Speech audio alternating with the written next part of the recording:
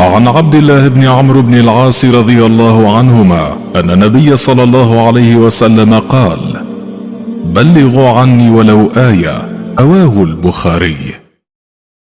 بسم الله الرحمن الرحيم. الحمد لله رب العالمين، وأصلي وأسلم على أشرف الأنبياء والمرسلين نبينا محمد وعلى آله وأصحابه ومن تبعهم بإحسان إلى يوم الدين، وبعد.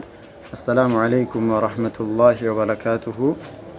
وعن أبي هريرة رضي الله عنه أنه سمع رسول الله صلى الله عليه وسلم كأبا الصلاة والسلام سمى يقول اندزي مثل البخيل يا رسول الله صلى الله عليه وسلم የሰሳች ምሳሌ አሉ እና ወልሙንፊቅ የለጋሽ ምሳሌያቸው፣ የሁለቱ ምሳሌ ሰሳችና ለጋሽ የሆነ ሰው ምሳሌያቸው አሉ ከመተሊ ልክ እንደ ምሳሌ ነው አሉ ረጁለይኒ እንደ ሁለት ሰዎች ምሳሌ ነው አሉ አለይሂማ በሁለቱም ላይ ያለ ማለት ነው ጁነታኒ ሁለት የጦርነት ልብስ የብረት ልብስ ማለት ነው። ደረት ላይ የሚለበሰው የብረት ልብስ ድርዕ ማለት ነው። ሚን ሐዲድን ከብረት የሆነ ድርዕ ያለባቸው ሁለት ሰዎች ምሳሌ ነው አሉ።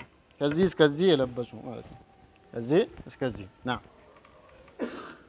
ሚን ሱድይሂማ ከደረታቸው ጀምሮ ኢላ ተራቂሂማ እስከ ሁለቱ አጥንቶች ከዚህ ጀምሮ እስከዚህ የለበሱት ማለት ነው።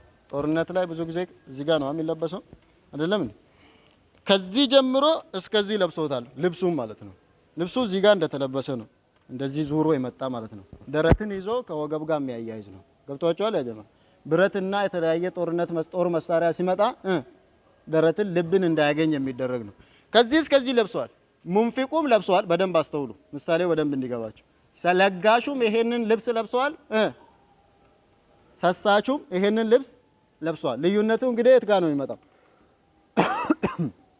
فأما المنفق አሉ ለጋሹ አሉ فلا ينفق አይሰጥም በሰጠ ቁጥርስ ኢላ ሰበገት በሱ ላይ የረዘመ የሰፋ ቢሆን እንጂ ኢላ ወሲዐት ማለት ነው። ኢላ ሰበገት ማለት ኢለም ተደት እየሰፋች ቢሄድ እንጂ ልብሱ በዚህ በኩል ያለው ወዴት ይሄዳል ማለት ነው? እየሰፋለት እየተፍታታለት ይሄዳል። ገብቷችኋል ያጀማ? ምሳሌው ምን ማለት ነው? በሰጠ ቁጥር ለመስጠት በሩ እየተከፈተለት ቀልቡ እየተከፈተ ይሄዳል ማለት ነው። እዚህ ነው ያጀማ። አው ወይም ደግሞ ወፈረት ለሱ የተሟላለችለት ብትሆን እንጂ አላ ጅልዲሂ በቆዳው ላይ ሐታ ትኽፊ እስክትደብቅ ድረስ በናነሁ ጣቶቹን እስክትደብቅ ድረስ ሂዶ በእግር ጣቱን እስኪደብቅ ድረስ በዚህ መጥቶ የእጁን ጣት እስኪደብቅለት ድረስ ምን ይሆን ይሄዳል? ልብሱ እየሰፋለት እንደሚሄድ ሰው ነው አሉ።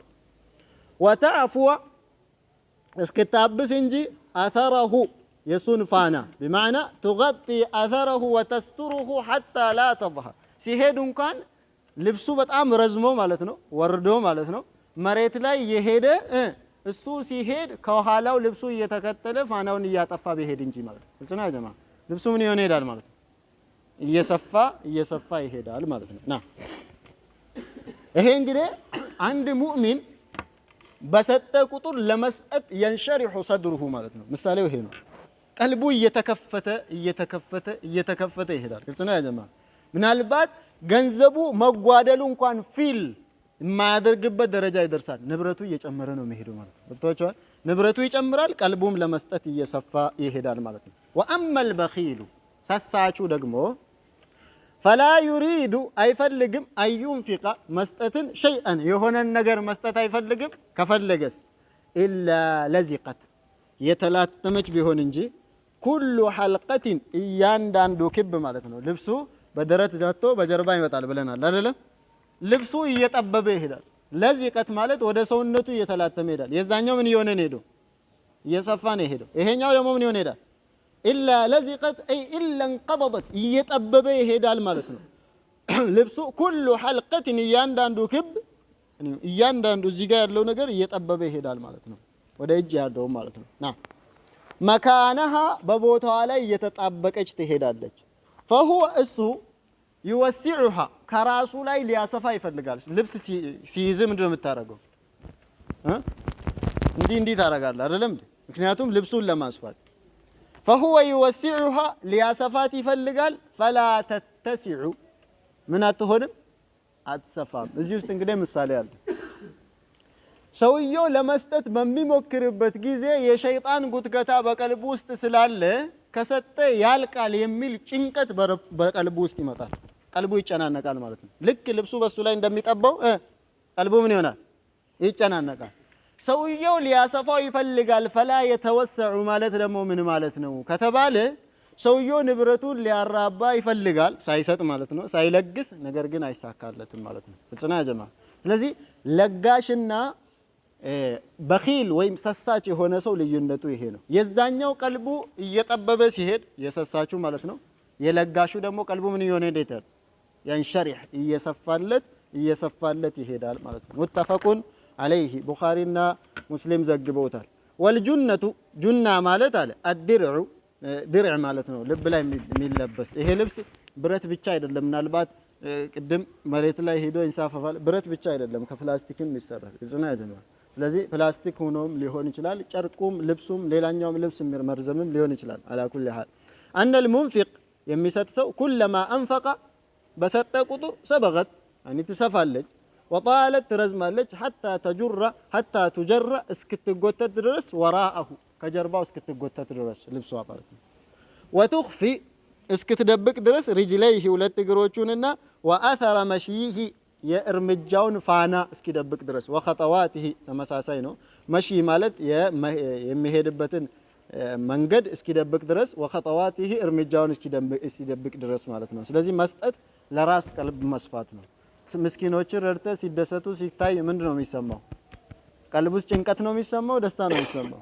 ረሱል ሰለላሁ ምን አሉ በሐዲሳቸው ቀልባችሁ ከደረቀ አሉ የምስኪን ጭንቅላት አብሱ አሉ ይሄም አንድ ቀልብ ማርጠቢያ መንገድ ነው ቀልባችሁ ሲደርቅ አሉ ምስኪን በተለይ የቲም ማለት ነው አባት የሌላቸው ልጆች ጭንቅላታቸው ምን አርጉ አብሱ አሉ ቀልባችሁ ይሰፋል خلاص እዝና ያማ ቀልቢ ይረጥባል ማለት ነው ሰደቃ እንደዚህ ማበስ እንኳን ወደ ሰደቃ እየሄደ ነው ማለት ነው وعنه قال ከሱ ተዘግቧል አለ قال رسول الله صلى الله عليه وسلم يا الله መልእክተኛ አሉ የመጀመሪያው አባ ሁረይራ ነው አይደለም من تصدق የሰጠ بعدل تمرة የተምር ልክ የምታክል من كسب ككسب طيب حلال ከሆነ ከስብ በሐራም በኩል ያላመጣውን ማለት ነው አንዳንድ ምናልባት እውቀት የሌለው ሰው ምን ብሎ ሊያስብ ይችላል ሰደቃ ይሄን ሁሉ አጅር ካለው ለምን ያንድን ሰው እየሰርቄ አልሰጥም ሊል ይችላል እንደዛ አይቻልም እዝና ያጀማ ወደ ሐላል ሲኬድ በምንድነው መከሄድ ያለበት በሐላል ነው መከሄድ ያለበት ሐራም መንገድ ተጠቅሞ ወደ ሐላል መሄድ የለም እዝና ያጀማ ይሄ ሀብታም ነው ይላል ባለ ሀብት ነው ይላል እንደዚህ አስተሳሰብ እስልምና ውስጥ የለም እሱ ገንዘቡ ትርፍ ነው ለሱ እነዚህ ምስኪን ደሃዎች ደግሞ ተቸግረዋል የሱን ንብረት ሰርቄ ለነዚህ ደሃዎች በሰጥ ምን ችግር አለ ሎጂኩ እንዴት ነው ያስኬዳል በእስልምና አያስኬድም የሰውን ንብረት ማንሳት ስርቆት حرام ነው በእስልምና ስለዚህ ረሱል ሰለላሁ ዐለይሂ ወሰለም አሉ من كسب طيب اي من كسب حلال ማለት حلال ከሆነ ከስብ ولا يقبل الله يقبلم هذه جمله معترضه ናት ولا يقبل الله ሲጀመር الله አይቀበልም الا الطيب حلال የሆነውን እንጂ الله አይቀበልም ሲጀመር መጀመሪያው ነው ራሱ ማለት እዚህ መሐል የገባች ሴንቴንስ ናት እቺ فإن الله አሉ ይሄን ያደረገ ሰው عدل تمرة የአንድ ተምር ልክ የምታክል ሰደቃ የሰጠ فإن الله يقبلها ይቀበላታል بيمينه በቀኙ ይቀበላል ለሱም የሚገባው ቀኝ እርሱና ያዘማ ምንም ወደዚህ የምናረገው ነገር የለም የሚኒሂ ነው አሉት ረሱል ሰለላሁ ያንን የተተረጎመበትን ቃል እያወቁ ነው ረሱል ሰለላሁ የሚኒሂ ያሉት خلاص በቀኙ አላህ ቀኝ አለው يعني بيمينه በቀኙ ይቀበለዋል አሉ ثم يربيها ከዛ ያሳድግለታል لصاحبها ለሰደቃው ባለቤት كما يربي ልክ እንደሚያሳድገው احدكم አንዳችሁ ፍሉወሁ የፈረስ ልጅ ፍሉወሁ የፈረሱን ልጅ እንደሚያሳድገው حتى تكون እስክትሆን ድረስ مثل الجبل ተራራ የሚያክል ነገር እስክትሆን ድረስ አላህ ያሳድግለታል አንዳችሁ የፈረስ ልጅ ከህፃንነቱ ጀምሮ እስኪተልቅ ድረስ እንደሚያሳድገው ሁላ አላህ ያችን ትንሽ የሆነችውን ተምር የምታክለዋን ሰደቃ ይወስድና ተራራ የሚያክል ሚንዳ ያደርግለታል ማለት ነው። ግልጽ ነው ያጀማ እንጂ ፈረሱን ተራራ እስከሚያክል ድረስ እንደምታሳድጉት አይደለም። ገብቷቸዋል ያጀማ يعني الى حتى يصير مثل حتى تكون مثل الجبل ማለት ተኩነ የሚለው እዚህ ውስጥ ያለው ضمير ወዴት ነው የሚመለሰው? حتى تكون تلك الصدقه ማለት ነው። ሰደቃው እስኪሆን ድረስ مثل الجبل የተራራን የሚያክል እስኪሆን ድረስ متفق عليه ቡኻሪና ሙስሊም ዘግበውታል።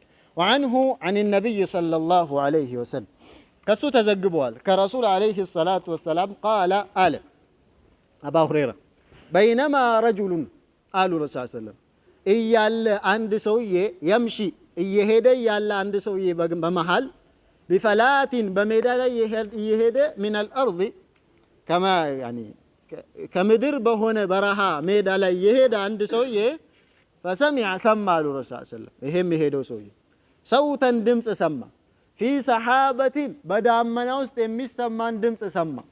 ከዳመና ድምጽ ሰማ ማለት ከሰማይ ድምጽ ሰማ። ረሱል ሰለም ናቸው የተናገሩት። እስቂ የሚል ድምጽ እስቂ ሐዲቀተ ፉናን ከአነሁ አምሩን ትእዛዝ ለማን ተሰጠ ነው? ለዳመናው ትእዛዝ የተሰጠ ነው። እስቂ አጠጣ ተባለ ዳመናው። ሐዲቀተ ፉላን የእከሌን ማሳ አጠጣ ተባለ። ዳመናው ነው የሚባለው። ይሄን ድምጽ ሰውየው ሰማ። ፈተነሐ ተቅጣጨ ذلك السحاب ያ ዳመና ሄደ። فأفرغ አፈሰሰ ማአሁ ውስጡ ያለውን ውሃ في حرة በመሬት ላይ አፈሰሰ። ሐራ ማለት ድንጋይ የሚበዛበት ወይም ደግሞ አሸዋማ የሆነ የደረቀ መሬት ማለት ነው። ምንስ ነው ያጀማ ዝናብ ሳያገኝ ቀርቶ የደረቀ መሬት ላይ ውሃውን አፈሰሰ። فإذا የዚህን ጊዜ እዛው ቦታ ላይ ሸርጀቱናል يعني ቦይ አለ من تلك الشراج እዛ አካባቢ ከሚገኙት አንዷ ቦይ قد استوعبت ሰበሰበች አለ የፈሰሰውን ዝናብ ذلك الماء ያንን ውሃ كله ሁሉንም ሰበሰበች። ያንን የወረደውን ከዳመና የወረደውን ምን ውስጥ አረፈ ማለት ነው። ውሃው የሆነ ቦይ ውስጥ ገባ ውሃው يقول فتتبع الماء ያ የሰማው ሰውዬ እንግዲህ ውሃውን ተከተለ ቦዩን ተከትሎ መሄድ ጀመረ። ድምጹን የሰማው ሰውዬ فتتبع الماء فإذا የዚህን ጊዜ رجل አንድ ሰውዬ قائم ቆሟል في حديقته በማሳው ውስጥ ቆሟል። يعني ዝናብ አጥቶ ውሃ አጥቶ ቆሟል። يحول ያቅጣጫል الماء ውሃን ዳይሬክሽኑን ይቀይራል بمسحاته በአካፋው ማለት ነው። አካፋውን ይዞ ያን የመጣለትን ውሃ ምን ያረገ ነው? ወደ ተለያየ ዳይሬክሽን ገበሬ የሚሰራውን ስራ እየሰራ ነው። እልጥና ያዘ فقال له አለው ይሄ የመጣው ድምጹን የሰማው ሰው ያ አብደላህ አንተ የአላህ ባሪያ ሆይ መስሙካ ስምህ ማን ነው? አለ ቅድም ምን ተብሏል? ኤኬሌን ማሳ አጠጣ ብሎ ስሙ ተጠቅሷል። ቅድም ግልጽ ነው ያጀማ ስምህ ማን ነው አለው። ቃለ ፉላኑን ኤኬሌ ነው አለ للاسم الذي ያንን ስም ጠቀሰ الذي ያኛውን ሰሚዐ የሰማውን في الصحابة በዳመና ውስጥ የሰማውን ድምጽ ስም ጠቀሰለት። ግልጽ ነው እኔ ዳመና ውስጥ የሰማው ድምጽና ስምና እሱ የነገረው ስም ምን ሆነ? ሙጣቢቅ ሆነ፣ ተገጣጠመ። فقال له አለው ያ ገበሬው ያ አብደላህ አንተ አላህ ባሪያ ሆይ لم تسألني عن اسمي ከስሜ ለምንድን ነው የምትጠይቀኛል? فقال አለ إني سمعت صوتا እኔ ድምጽ ሰማውኛል في السحاب በዳመና ውስጥ አለ الذي ያ የሆነው ዳመና هذا ይህ የምትመለከተው ማኡሁ የሱ ውሃ ከሆነው ዳመና ውስጥ ሰማዋል። ይሄን ውሃ ካፈሰሰል ዳመና ውስጥ ድምጽ ሰማዋል።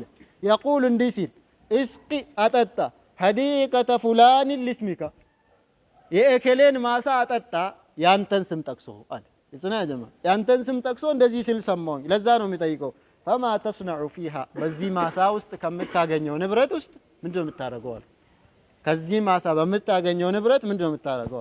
فقال አለ اما اذا قلت هذا እንዲህ ካልክማ አለ فاني አለ እኔ አለ انظر መለከታለሁ الى ما يخرج ወደሚወጣ ነገር منها ከሷ የሚወጣን ነገር አሰባስብና فاتصدق بثلثه አንድ ሶስተኛውን ሰደቃ ሰጣለሁ አለ ወአኩሉ እበላለሁ አና እኔና ወዕያሊ ቤተሰቦቼ ثلثን አንድ ሶስተኛውን እንበላለናል በሶስት ይከፍላል ማለት ወአሩዱ መልሳለሁ ፊሃ በዚህ መሬት ውስጥ ثلثه አንድ ሶስተኛውን ደግሞ መልሼ ዘራዋለሁ አለ رواه مسلم الحرة ማለት አለ አይ الارض المتلبسة حجارة سوداء ጥቋቁር ድንጋዮች ያሉበት መሬት ማለት ነው ሸረጃ ማለት ደግሞ وهي مسيل الماء ውሃ የሚፈስበት መንገድ ነው ቦይ ማለት ነው هذا والله اعلم وصلى الله على محمد والسلام عليكم ورحمة الله وبركاته